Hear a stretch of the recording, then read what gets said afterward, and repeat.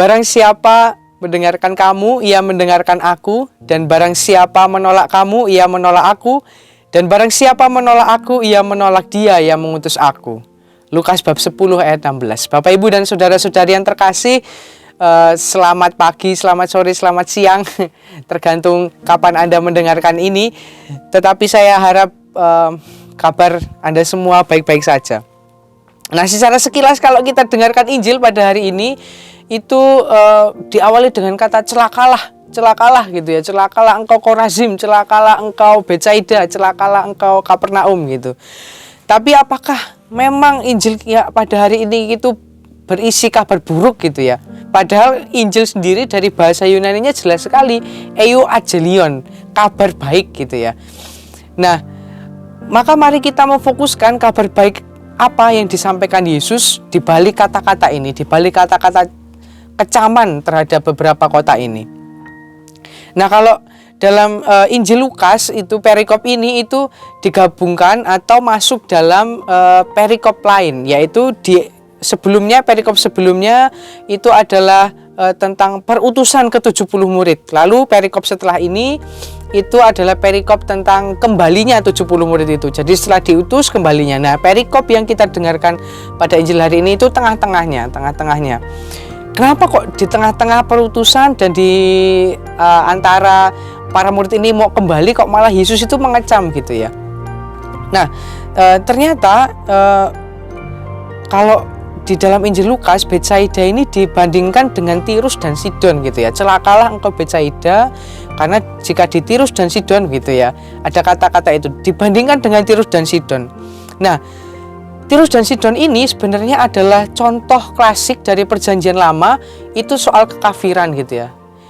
Tirus dan Sidon itu dikenal oleh bangsa Yahudi sebagai bangsa kafir. Kenapa? Karena di sana budaya Yunani itu berkembang pesat gitu ya. Kita tahu sendiri kalau budaya Yunani yang dewa-dewi, penuh dengan dewa-dewi, penyembahan, lalu persembahan-persembahan itu bertentangan dengan adat Yahudi bahwa mereka hanya menyembah satu Allah saja, Allah Yahweh, Allah Adonai. Nah, kenapa kok Betsaida yang dikecam gitu ya? Kok disamakan dengan Tirus dan Sidon? Nah, ternyata Betsaida ini adalah tempat asal Petrus dan Filipus gitu. Kita bisa lihat dalam Injil Yohanes. Dan tempat ini juga adalah tempat kejadian penyembuhan seorang yang buta. Dan dekat Betsaida juga itu kita kalau pernah dengar mukjizat penggandaan roti. Nah, di situ di dekat Betsaida itu. Nah, tapi kalau Kapernaum ini lebih cari masalah lagi, saudara-saudari. Karena Kapernaum ini ternyata adalah pusat pelayanan Yesus di Galilea gitu ya. Pusatnya Yesus di Galilea itu berangkatnya dari Kapernaum. Maka sebenarnya Kapernaum ini kalau dalam Injil Matius itu dibandingkan bukan sama Tirus dan Sidon lagi, bukan dengan contoh kekafiran gitu ya, tetapi dengan dibandingkan dengan contoh kelaliman yang kita kenal bersama-sama yang luar biasa terkenal, yakni Sodom. Ya, kota Sodom itu dibandingkan dengan kota Kapernaum ketika kalau kita baca perikop ini di Injil Matius gitu ya. Lalu kenapa kok ketiga kota ini itu sampai dibanding-bandingkan gitu ya? Kok sampai dibanding-bandingke dengan kota yang kafir Tirus dan Sidon dengan kota yang lalim seperti Sodom? Kenapa ya? Ternyata kecaman Yesus ini berkaitan dengan sikap mendengarkan gitu ya. Nah, di beberapa tempat itu, di 3 kota tempat itu, Yesus tuh bukan hanya menyuruhkan warta pertobatan gitu ya. Bertobatlah, enggak cuma itu gitu. Yesus juga melakukan banyak mukjizat di situ gitu ya. Misalnya seperti yang saya katakan tadi di Betsaida, ya, dia memanggil murid-muridnya satu itu, lalu dia menyembuhkan orang yang buta di Betsaida itu. Kemudian yang ketiga dekat situ dia menggandakan roti. Nah, itu enggak hanya kata-kata, tapi Yesus juga berbuat sesuatu gitu, Tapi kenapa kok orang-orang ini yang tinggal di 3 kota ini kok tidak bertobat gitu ya? Ini suatu keanehan yang luar biasa karena ada contoh yang baik dari Yesus. Yesus melayani secara verbal, mewartakan kerajaan Allah gitu ya. Nah, kalau pewartaan sabda, pewartaan pertobatan secara verbal itu mengandaikan sikap mendengarkan. Nah, kalau pewartaan dengan tanda dan mukjizat itu mengandaikan kepekaan gitu. Nah, masalahnya 3 kota ini, Korazim, Betsaida dan Kapernaum ini mendengarkan saja tidak gitu, apalagi punya rasa peka. Nah, itu yang sulit, dan ini yang kiranya menjadi pesan untuk kita semua dalam kehidupan kita sehari-hari ini. Hari ini kita memperingati Santo Hieronymus, seorang penerjemah atau katakanlah penyusun kitab suci dalam bahasa Latin. Nah, dan kemudian bahasa Latin itu yang menjadi acuan bagi gereja untuk menerjemahkan dalam bahasa-bahasa kita sekarang ini, baik dalam bahasa nasional Indonesia ataupun dalam bahasa-bahasa daerah kita ada terjemahannya, dan berangkatnya dari situ. Nah, untuk intermezzo saja, ternyata proses pembentukan kitab suci kita itu tidak semudah diturunkan dari langit gitu ya. Itu butuh proses, kalau pada ke zaman-zaman jemaat perdana gitu ya, mereka tuh cuman bawa satu atau dua gitu kitab. Jadi mereka tuh tidak punya satu gumpalan, tidak punya satu gulungan yang berisi dari Kejadian sampai kitab Wahyu seperti yang kita miliki sekarang ini gitu. Mereka tuh hanya punya misalnya satu kitab, misalnya cuman kitab Markus. Nah, dari situ mereka itu punya dasar iman, punya bahan untuk merenungkan kehidupan mereka gitu ya. Mereka tidak semudah kita sekarang ini gitu ya. Sekarang kita punya pilihan gitu, punya pilihan banyak, dari kitab Kejadian sampai kitab Wahyu itu ayatnya banyak gitu, sabda Tuhannya banyak.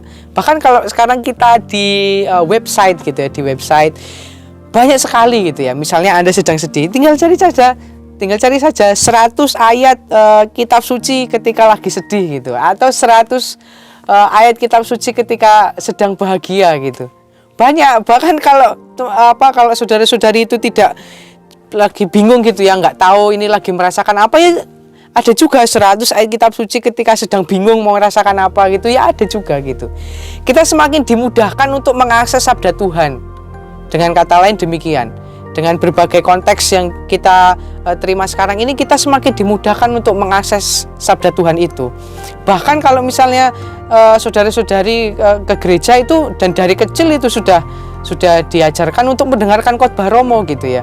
Disitulah sabda Tuhan itu ditafsirkan, kemudian bacaan-bacaan dari kitab suci dibacakan oleh lektor dan oleh Romo, oleh imam dan atau oleh diakon gitu ya. Di situ kita sebenarnya semakin terbuka akses kita. Tidak seperti jemaat perdana yang dulu hanya pakai satu gulungan, mungkin hanya pakai 3 gulungan atau beberapa, tidak penuh seperti kita dari kitab Kejadian sampai kitab Wahyu. Nah, dengan semakin terbukanya hal itu, semakin terbukanya akses, semakin ramainya tawaran-tawaran untuk kita mendengarkan sabda Tuhan, seharusnya kita punya sikap mendengarkan yang lebih gitu. Sikap mendengarkan yang lebih. Kita belajar dari Korazim, Betsaida, dari Kapernaum gitu ya, yang tidak mempunyai sikap mendengarkan. Memang kalau kita dengarkan nasihat lama itu ya, mendengarkan itu lebih baik daripada mendengar gitu ya. Ada nasihat lama seperti itu, dan itu kita dengarkan sejak kita kecil. Tapi ada apa di balik itu? Ternyata di balik sikap mendengarkan itu ada sikap keterbukaan. Kalau kita tidak bisa mendengarkan, bagaimana kita mungkin terbuka pada sabda Yesus gitu? Oke, misalnya kita punya katakanlah sahabat gitu ya. Kita punya sahabat yang senantiasa itu kadang menasihati kita gitu ya, menasihati kita. Nah, kalau kita terbuka terhadap nasihat, kalau kita mendengarkan nasihat itu kan berarti kita terbuka. Ya, betul ya. Baik kita terbuka terhadap orangnya maupun nasihatnya gitu ya. Nah, seperti itulah ketika sabda Yesus itu diperdengarkan kepada kita. Adalah satu hal yang baik kalau kita itu mendengarkan dengan baik, karena kita sudah punya berbagai akses gitu ya. Kalaupun kita nggak bisa misa, sekarang kita punya misa online gitu ya, ataupun seperti ini khotbah online gitu ya. Nah, maka ada banyak akses yang membuat kita sebenarnya punya kesempatan untuk mendengarkan. Nah, kehidupan kita itu semakin mendewasakan kita. Semoga dengan pewartaan sabda Yesus, kita semakin tidak bebal, kita semakin mendengarkan, karena ternyata kita memiliki banyak akses untuk mendengarkan sabda Tuhan. bagaimanapun juga kalau kita berkonfrontasi dengan kehidupan kita, maka akan ada suatu ketidakseimbangan.